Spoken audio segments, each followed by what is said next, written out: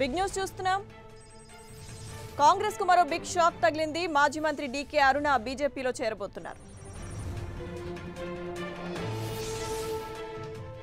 అంశానికి సంబంధించి మరిన్ని డీటెయిల్స్ మా ప్రతినిధి రాఘవేంద్ర అందిస్తారు ఫోన్ లైన్ ద్వారా. రాఘవేంద్ర.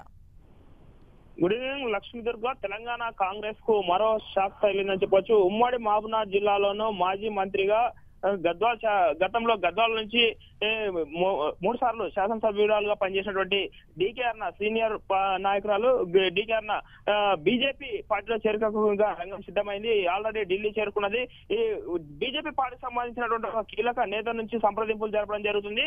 ఇవి దాదాపు కాంగ్రెస్ పార్టీలోనూ ఏదైతే ఇప్పటికే కాంగ్రెస్ పార్టీ తెలంగాణ రాష్ట్రంలో బలహీనపడుతున్నటువంటి నేపథ్యంలోనూ కాంగ్రెస్ పార్టీ అగ్రశ్రేణి నాయకత్వం అంతా కూడా దాదాపు టీఆర్ఎస్ పార్టీలో చేరడం జరుగుతుంది. ఈ నేపథ్యంలోనూ టీఆర్ఎస్ పార్టీతో కొంతవరకు డీకే అరుణకు అంటే కలిసి రాకపోవడానికి అనేక కారణాలు ఉన్నాయి. ఈ నేపథ్యంలో చూసినట్లయితే బీజేపీ పార్టీ కేంద్రంలో అధికారంలో ఉన్నటువంటి నేపథ్యంలోనూ మరోసారి బీజేపీ పార్టీ అధికారంలోకి వస్తుందన్నటువంటి భావించినటువంటి డీకే అరుణ బీజేపీ పార్టీలో చేరికకు రంగం సిద్ధం చేసుకున్నట్లు కూడా కనిపిస్తుంది.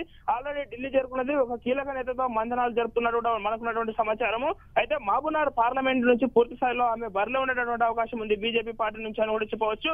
అయితే ఈ జరుగుతున్నటువంటి తాజా రాజకీయ పరిణామాలను చూసినట్లయితే ఇప్పటికీ మహబూబ్నగర్ సంబంధించినటువంటి 2 పార్లమెంట్ ఎన్నికలు జరగనున్నాయి. 2 స్థానాలకు ఇటు నాగర్ కర్నూలు కానివ్వండి, అదేవిధంగా ఇటు మహబూబ్నగర్. ఆల్రెడీ మహబూబ్నగర్ కు వంశీచంద్రెడ్డి పేరు ఖరారైన తర్వాత ఈ నిర్ణయం తీసుకోవడంతో ఇటు కాంగ్రెస్ పార్టీలోనే ఒక ఉత్కంఠమైనటువంటి వాతావరణం నెలకొన్నదని కూడా చెప్పవచ్చు లక్ష్మీదుర్గ. Thank you Raghavendra.